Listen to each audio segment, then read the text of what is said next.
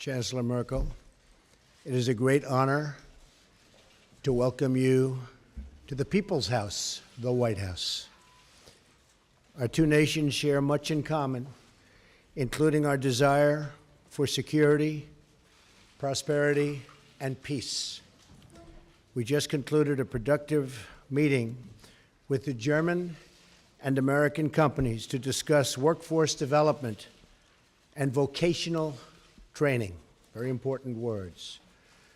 Germany has done an incredible job training the employees and future employees and employing its manufacturing and industrial workforce. It's crucial that we provide our American workers with a really great employment outlook. And that includes making sure that we harness the full potential of women in our economy. My administration is in the process of rebuilding the American industrial base. A stronger America is in the interest, believe me, of the world as a whole.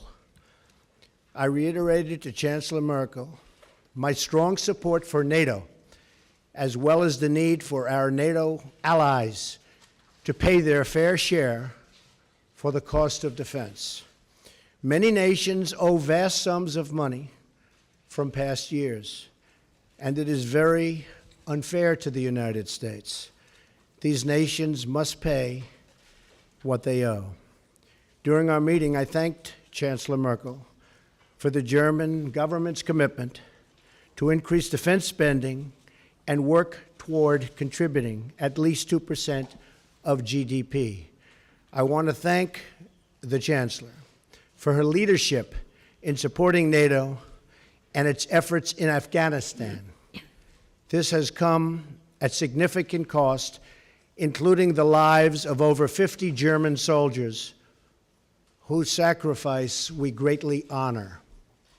I also appreciate Chancellor Merkel's leadership, along with the French president, to resolve the conflict in Ukraine, where we ideally seek a peaceful solution. Most importantly, our two countries must continue to work together to protect our people from radical Islamic terrorism and to defeat ISIS. I applaud Chancellor Merkel for Germany's contributions, both civilian and military, as a counter-ISIS coalition member. We also recognize that immigration security is national security. We must protect our citizens from those who seek to spread terrorism, extremism, and violence inside our borders. Immigration is a privilege, not a right. And the safety of our citizens must always come first, without question. Over lunch, the Chancellor and I will talk about our economic partnership. We must work together towards fair and reciprocal trade policies that benefit both of our peoples. Millions of hardworking U.S. citizens have been left behind by international commerce, and together we can shape a future where all of our citizens have a path to financial security. The United States will respect historic institutions, and we will also recognize the right of free people to manage their own destiny. The close friendship between America and Germany is built on our shared values. We cherish individual rights, we uphold the rule of law, and we seek peace among nations. Our alliance is a symbol of strength and cooperation to the world. It is the foundation of a very, very hopeful future. Thank you. Mr. President, ladies and gentlemen, it is a great pleasure and privilege to be here today in the White House together with President Donald Trump and have a first personal one-on-one meeting and an exchange of views. In the period leading up to this visit, I've always said it's much, much better to talk to one another and not about one another, and I think our conversation proved this. We talked about the international situation. We talked about also apprenticeship programs when we met with CEOs and apprentices around a round table. As regards the shared interests that we have, let me look back into the past. We, the Germans, owe a lot to the United States of America, particularly as regards the economic rise of Germany. This was primarily due to the help through the Marshall Plan. We were also able to regain German unity after decades of the United States standing up for this together with other allies and standing by our side during the period of the Cold War.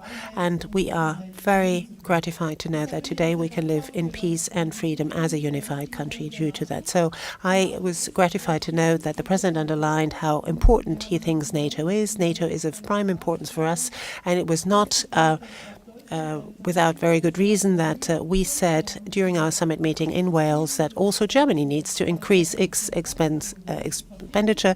We committed to this 2% goal until 2024. Last year we increased our defense spending by 8%, and we're going to work together again and again on this. And we said that obviously defense and security has a lot of different assets and facets to it. On the one hand, it's supporting missions in Africa, for example. It's also promoting development assistance, but it's also helping missions in Africa, for example, in trying to stand up for their own safety and security. We continue to be in conversation. What was important for us today was that we were able to talk about Afghanistan, talk about what, as the President quite rightly said, the continuing mission of Germany in Afghanistan. I am very glad that the United States are intending to continue to commit to the Afghan mission as well. Together we fight against Islamist terrorism.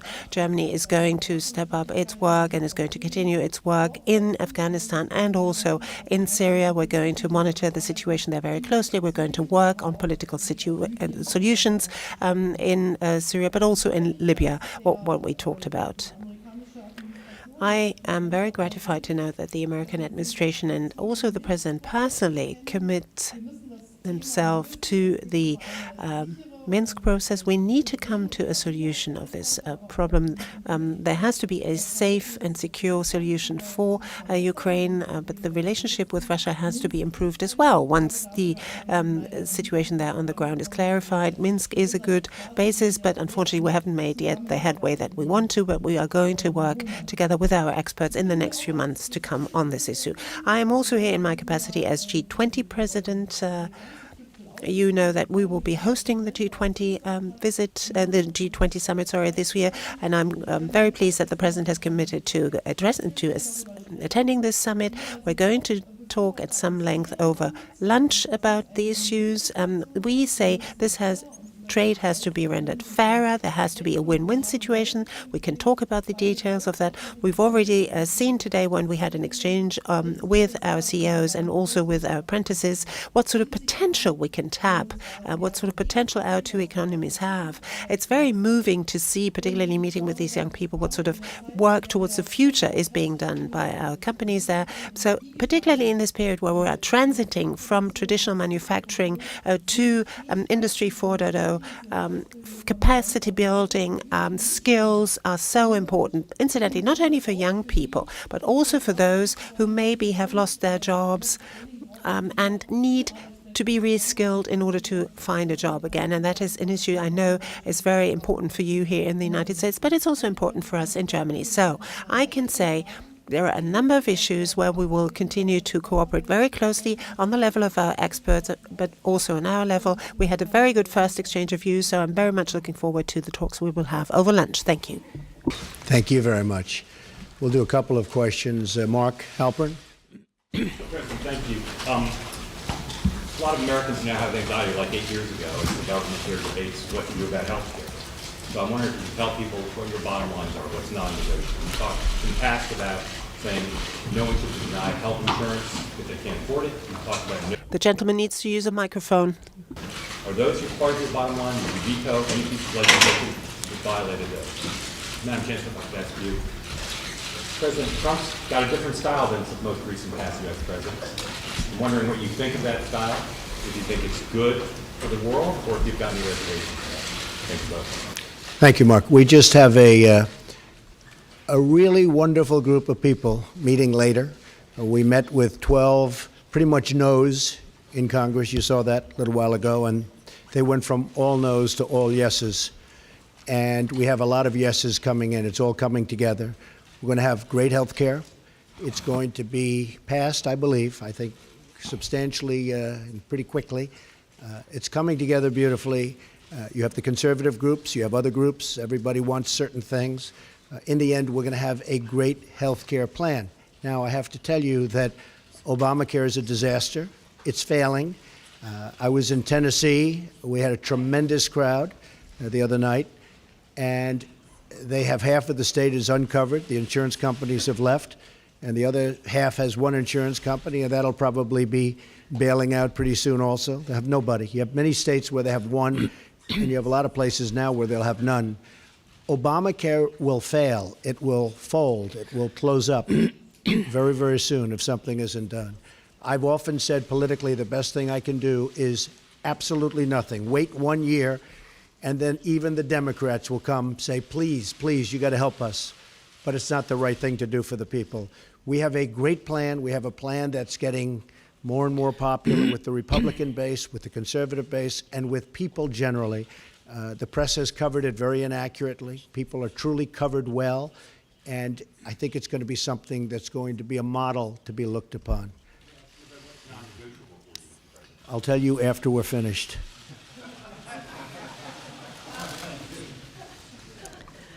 Ja, danke schön. Thank you very much.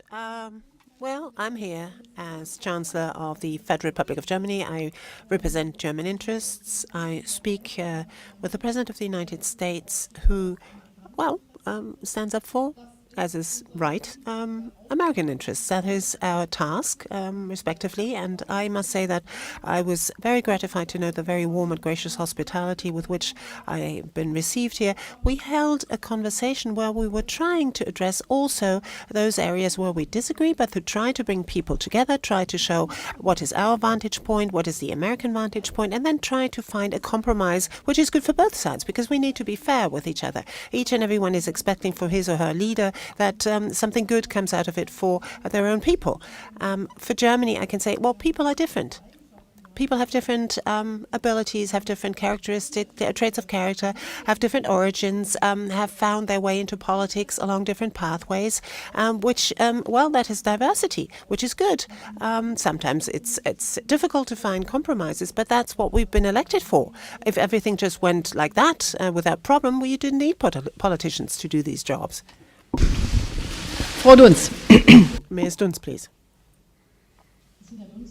Christina Dunz from the German press agency. Madam Chancellor, given the experience of the GDR, you are always saying that you are so confident that walls can fall also. For how dangerous do you think this isolationist policy of the U.S. president is, what with the import tariffs that he plans, and also with the fact that he doesn't think the EU doesn't deal with the EU in a very respectful way? And Mr. President, America first, don't you think that this is going to weaken also the European Union? And why are you so scared of diversity in the news and in the media, that you speak so often of fake news, and that things, after all, in the end cannot be proven? For example, the fact that you have been wiretapped by Mr. Obama. Nice, friendly reporter. Well, first of all, I don't believe in an isolationist policy, but I also believe a policy of trade should be a fair policy. And the United States has been treated very, very unfairly by many countries over the years, and that's going to stop. But I'm not an isolationist. I'm a free trader, but I'm also a fair trader. And our free trade has led to a lot of bad things happening. You look at the deficits that we have, and you look at all of the accumulation of debt. We're a very powerful country. We're a very strong country. We'll soon be at a level that we perhaps have never been before. Our military is going to be strengthened. It's been depleted. But I am a trader. I am a fair trader. I am a trader that wants to see good for everybody worldwide.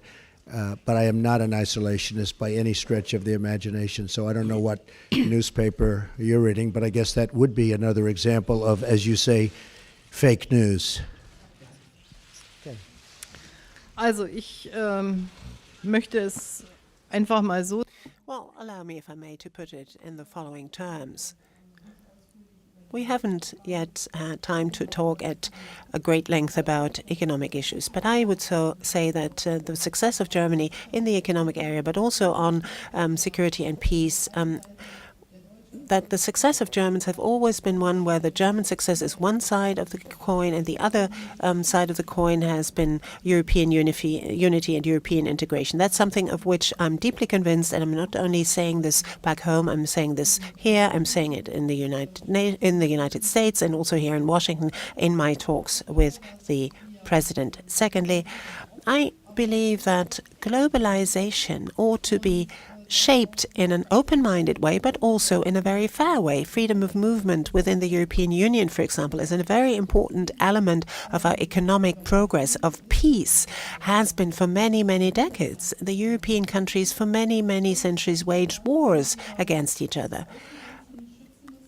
We have to protect our external borders because, and there we have to work on the basis of mutual interest with our neighbors.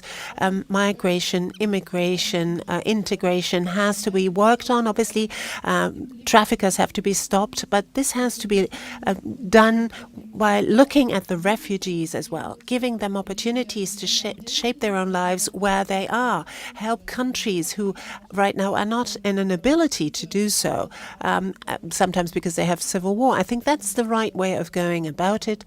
And this is obviously what we have an exchange of views about. But my position is the one that I've just set out for you.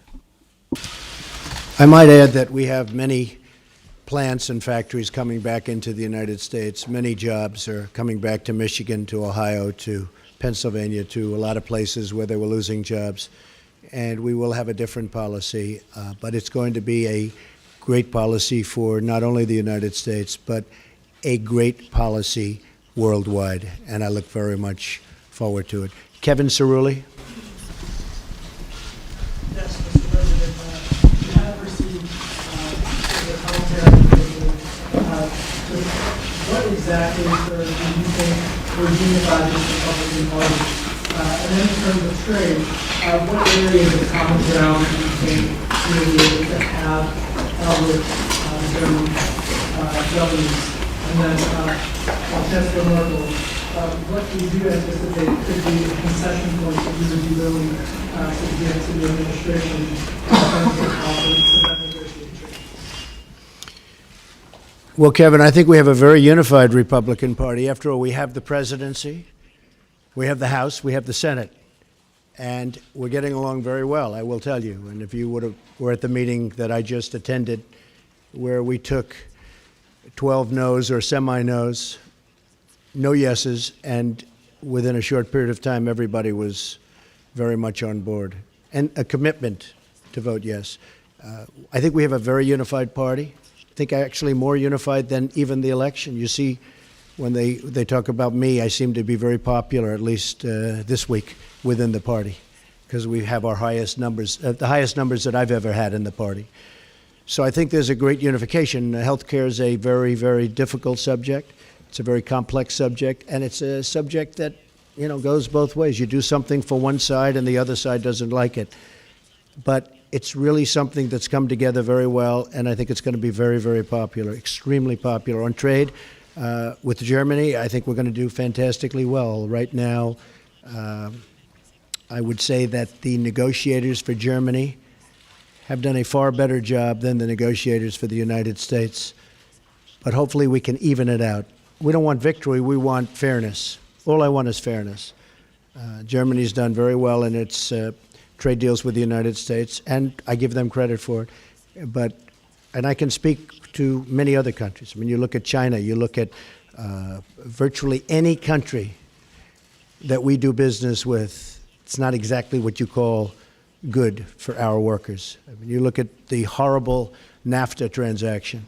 NAFTA has been a disaster for the United States. It's been a disaster for companies, and in particular, it's been a disaster for the workers. A lot of the companies just moved. But the workers are strewn. It's probably the reason I'm standing here. Maybe number one, that, and maybe the military, building up our military, which we will do, and we will be stronger than ever before, and hopefully not have to use it. But we will be stronger, and perhaps far stronger than ever before. But it's probably the reason I'm here, is when you talk about trade. So I think that we are going to be a very different country. I think we're going to have great values, but in terms of our military, it's going to be much stronger, and our trade deals are going to be good, solid deals, not deals that lead to closing plants and tremendous unemployment. Okay? Thank you. Yes, ma'am. Wenn wir über When we speak about trade agreements, then the European Union is negotiating those agreements for all of the member states of the European Union. But obviously, there's also input by the member states. They bring to the table what's important to them. We have underlined as German industry, German business community, and have made the experience that any kind of agreement that we have concluded, for example, at the very latest with South Korea, brought us more jobs, actually. People were very much concerned about losing jobs, for example, the automotive industry, but in the end it turned out, particularly as regards South Korea, in the end it turned out that both sides benefited. And I think it's only fair. That's the purpose of concluding agreements, that both sides win. And that is the sort of spirit, I think, in which we ought to be guided in negotiating any agreement between the United States of America and the EU. I hope that we can resume the agreement that we started. We have just now concluded our agreement with Canada, and I hope that we will come back to the table and talk about the agreement between EU and the US again. Mr. Graf, please. Thank you. Ansgar Graf from Die Welt. Madam Chancellor, a question addressed to you. Today, we're talking about trade. The President in the past always said that he doesn't like multilateral trade agreements but prefers bilateral trade agreements.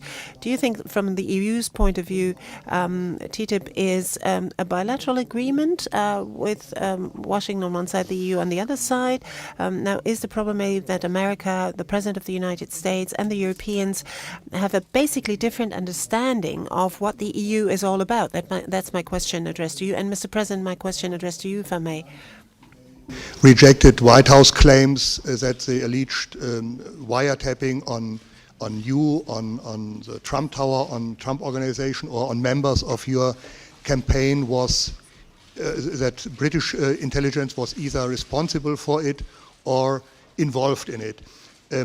After these claims are rejected, what is your take on that? Are there other suspects, or do you think it was a mistake to blame British intelligence for this? And by the way, my second question, are there from time to time tweets that you regret in hindsight? Very seldom. Very seldom, Very and seldom. you would have, so you never would have Very wished seldom. not to have Probably tweeted wouldn't be here something. right now, but so very seldom. We have a tremendous group of people that listen, and I can get around the media when the media doesn't tell the truth, so I like that. As far as wiretapping, I guess, by this past administration, at least we have something in common, perhaps.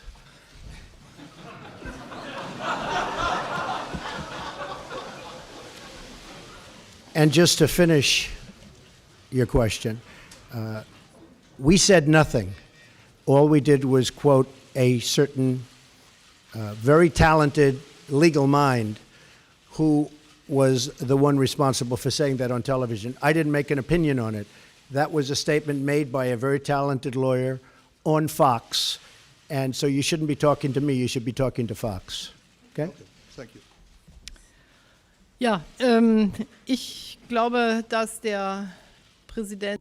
Well, I believe that the President has clearly set out his philosophy as to what trade agreements have to bring about for the American side as well. I personally don't think that Germany needs to negotiate and not the European Union. We've devolved our competences to the European Union, so the European Union, or rather the Commission, negotiates on behalf of the member states. So that's not going to prevent us from concluding agreements. For me, indeed, this would be then qualify as a bilateral agreement between the EU and the United States if we had it. But the question is, will it be of benefit to both countries or not? And let me be very honest, very candid. A free trade agreement with the United States of America has not always been all that popular in Germany either. There have been less demonstrations against this free trade agreement in the United States than in Europe and also in Germany. So I am very glad to note that apparently the sort of perspective on that has changed a little bit, at least in Germany too. Thank you very much. Great honor. Thank you. Thank you. I, Donald John Trump, do solemnly swear that I will faithfully execute that I will faithfully execute the office of President of the United States